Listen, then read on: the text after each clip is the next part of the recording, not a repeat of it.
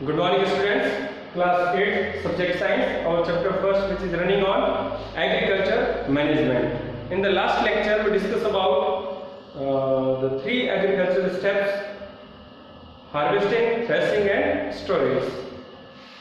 Today we take our new topic crops and environment.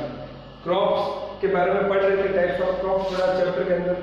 अब crops का environment पर क्या इफेक्ट है, कैसे एनवायरनमेंट को प्रोटेक्ट करता है, कैसे उसको क्लीन करता है, क्या करता है, ग्रीनरी क्यों नेसेसरी है, उसके बारे में हम इस टॉपिक में डिस्कस करते हैं कि क्रॉप कैसे जरूरी है. आपने देखा होगा ईयर वाइज और सीजन वाइज क्रॉप्स वेरी जरूरी है आपका, कि हम अलग अलग क्रॉप्स अलग अलग सीजन में ग्रो कर रहे थे. ठीक है, तो एवरी सीजन से डिफरेंट टाइप ऑफ क्रॉप्स पढ़े और प्लांटिंग के बारे में देखा हमने कि प्लांट्स क्यों नेसेसरी है. तो प्लांट्स या क्रॉप्स को हम वही बात है, उनका एनवायरनमेंट पे क्या इफेक्ट है वो डिस्कस करते हैं इस टॉपिक के अंदर. तो crops directly effect environment in following. There are many ways through which they affect the environment. या बहुत सारे तरीके हैं जिनसे एनवायरनमेंट को इफेक्ट करते हैं. क्या क्या डिस्कस करते हैं, ये इफेक्ट कर रहे हैं, अच्छी बात है बुरी बात वो भी पता चल जाएगा आपको पॉइंट से डिस्कस करने से कि this effects are beneficial for our environment और नॉट. हमारे लिए कितने जरूरी है वो भी पता चल जाएगा. तो फर्स्ट पॉइंट है environment gets clean with crop. मतलब क्रॉप से आपका जो एनवायरनमेंट है वो क्या होता है, क्लीन होता है.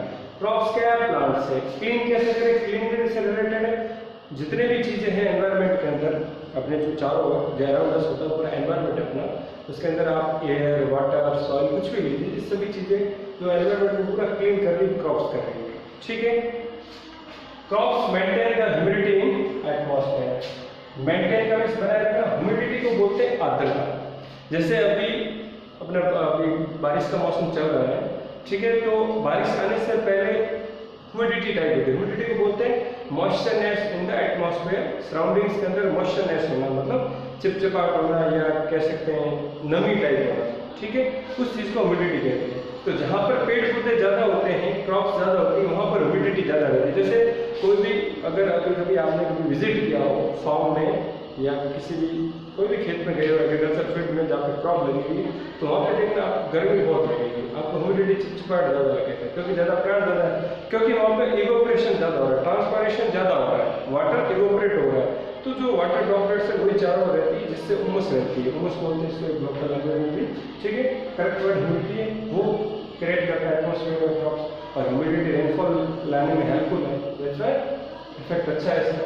Third point helpful. They are crops are helpful in controlling, क्या कंट्रोल करने में, एंड रेगुलेट. कंट्रोल करने में, नियंत्रण करने में, रेगुलेट मतलब उस चीज को बनाए रखने में, रेगुलेशन करने में. किसका, amount of oxygen and carbon dioxide. Oxygen को मैं O2 लिख रहा हूँ एंड कार्बन डाइऑक्साइड को CO2. मतलब क्रॉप्स एनवायरनमेंट के अंदर O2 एंड CO2 का कंट्रोल एंड रेगुलेट करता है. जैसे plants gives us oxygen and in return animals gives CO2. तो और प्लांट्स को क्या चाहिए, CO2 चाहिए, और हमें क्या चाहिए, O2. तो जो एनिमल्स तो क्या ले लेते हैं, O2 और CO2 प्लांट्स को दे देते हैं. क्रॉस होता रहता है. ठीक है, जैसे वहां पे प्लांट है, ये एनिमल्स है, इसने O2 दी, किसने ले ली, एनिमल्स ने. एनिमल्स ने क्या दी, CO2. यस, तो ये साइकिल चलती रहती है O2 CO2 का. इसका कंट्रोल और रेगुलेशन क्रॉप्स होता है. अगर क्रॉप्स होगी नहीं, प्लांट्स होंगे ही नहीं, तो क्या हो जाएगा, ऑक्सीजन की सप्लाई कम हो जाएगी, CO2 ज्यादा हो जाएगा. CO2 ज्यादा होने से ग्लोबल वार्मिंग बढ़ेगी, ग्लेशियर्स के जो भी बर्फ है पूरी पिघलने लग जाएगी, पूरी अर्थ आपकी हॉट हो जाएगी, गर्मी बढ़ जाएगी. ठीक है, पूरा समुद्र में लेवल बढ़ जाएगा पानी का, जो नियर कोस्टल एरिया से पानी में डूब जाएंगे, ओजोन में डिप्लेट हो रही है, छेद हो रहे हैं. ठीक है, और अल्ट्रावायलेट रेज आती रहेगी और गर्मी बढ़ती रहेगी, तो प्रॉब्लम है. इसलिए बैलेंस जरूरी है. तो सबका सॉल्यूशन एक है प्लांटेशन. जितने ज्यादा प्लांट्स होंगे, जितने ज्यादा क्रॉप्स होंगे, वो एनवायरनमेंट को इस चीज में रेगुलेट करेंगे. और क्या है, crops regulate the temperature of surrounding.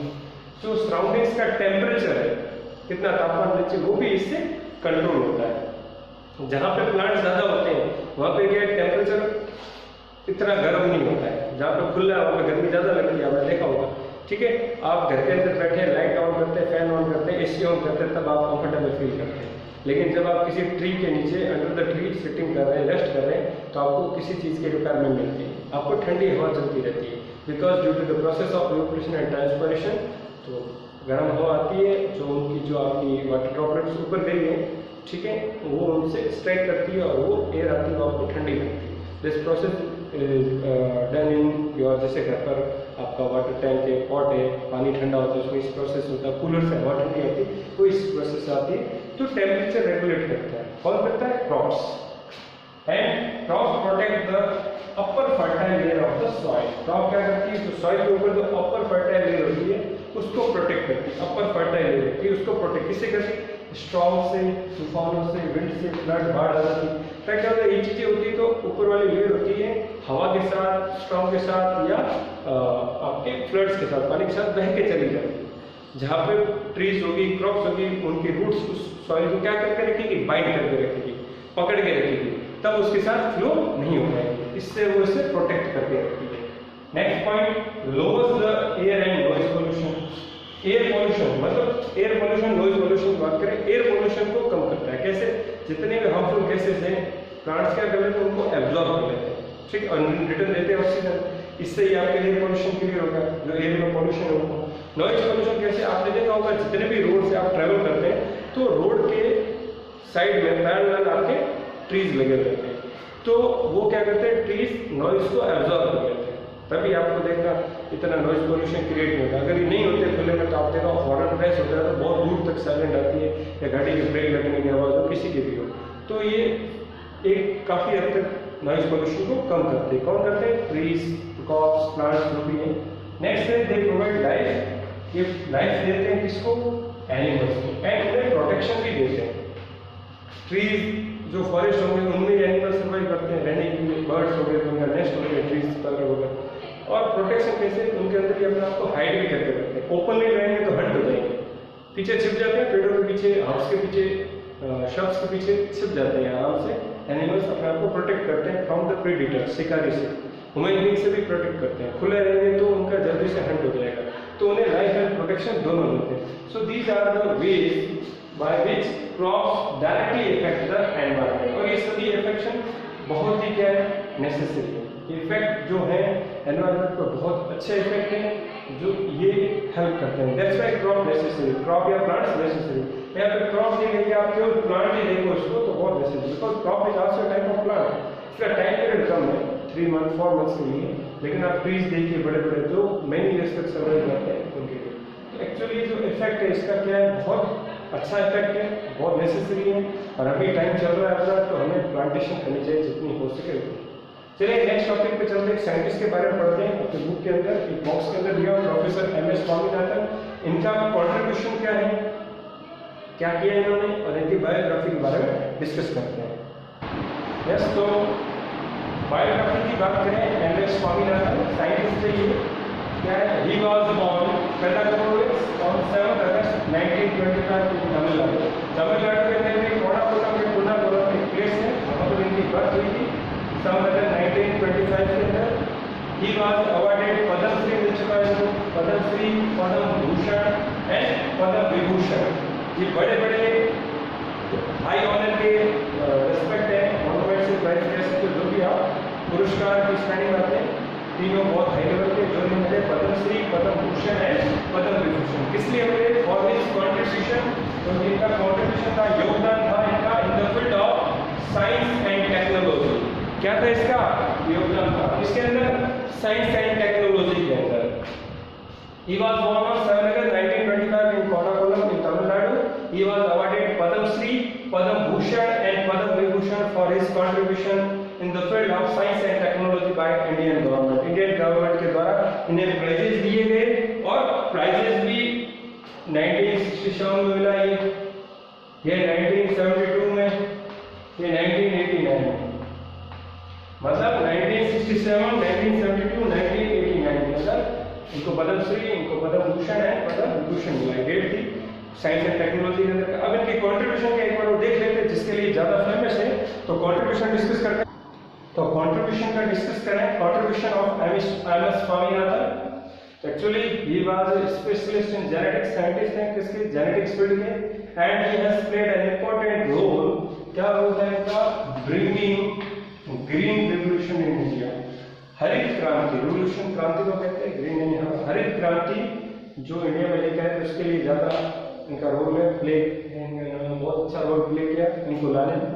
क्या किया इन्होंने, ऐसी क्या हाइब्रिड ब्रीड बनाई, क्या बनाई, he developed high yielding hybrid seeds. इन्होंने हाई यील्डिंग, जो बहुत ज़्यादा उपज दे सके, हाई यील्ड दे सके, पैदावार दे सके, वैसे इन्होंने हाइब्रिड सीड्स बनाए। हाइब्रिड को बोलते हैं दो चीज़ का क्रॉस कर कर कोई चीज़ बनाई जाती है, हाइब्रिड होती है। उन्नत किस्म के बीज बनाए इन्होंने, ठीक है, ऑफ वीट। ये हाइब्रिड स्टेज है, हाइब्रिड संक्रमित बोलते हैं इसको, संक्रमण कहते हैं। वो संक्रमण नहीं, कॉन्टेमिनेशन है, एक अलग बात है। वैसा इन्होंने दो चीज़ों को करके क्रॉस बनाया। हाई क्लास में देखेंगे व्हाट इज अबाउट हाइब्रिड, इतना ध्यान रखना है। इन्होंने अच्छे सीड्स बनाए उन्नत किस्म के, किसके बनाए, वीट के।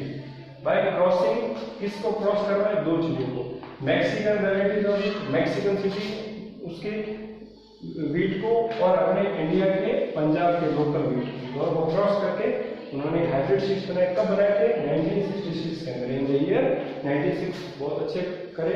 और ड्यूरिंग रिवोल्यूशन ही इंक्रीज, इन्होंने इंक्रीज कर दी प्रोडक्शन किसकी, वीट एंड राइस की, and made India self dependent. इनके अपने आप को आत्मनिर्भर बना दिया in the field of food grains, कि भाई ये कुछ भी प्रोड्यूस कर सकता है, किसी से मांगने की रिक्वायरमेंट नहीं, ठीक है, ड्यू टू हाइब्रिड सीड्स। क्या होता है, हाइब्रिड सीड्स होते हैं, इनमें कैपेसिटी होती है, ये कैसे भी फेवरेबल कंडीशन में फिर भी ये ग्रो कर सके अच्छे से, कम टाइम के अंदर, कम चीज़ों के अंदर भी हो सके। नॉर्मली सभी चीज़ें फुलफिल चाहिए जर्मिनेशन के लिए, ठीक है, तो अच्छा रहता है। तो these are some contribution of doctor M S Swaminathan and इसकी बायोग्राफी डिस्कस की। तो अपना चैप्टर कंप्लीट होता है, इसके अंदर हमने क्रॉप्स, टाइप्स ऑफ क्रॉप्स के बारे में डिस्कस किया था, ठीक है, एग्रीकल्चर स्टेप्स देखे थे अलग अलग, ठीक है, और उनके अंदर भी हमने डिटेल्स चेक करी थी। फिर हम क्रॉप्स एंड एनवायरनमेंट पढ़े और एम एस स्वामीनाथन के अंदर, ठीक है, अच्छे से चैप्टर को पढ़िए, क्वेश्चन आता है, इंपॉर्टेंट है, ठीक है। Any doubt, any problem, then please query about it, आप पूछिए प्रॉब्लम हो तो, and complete your assignment. Thank you, have a nice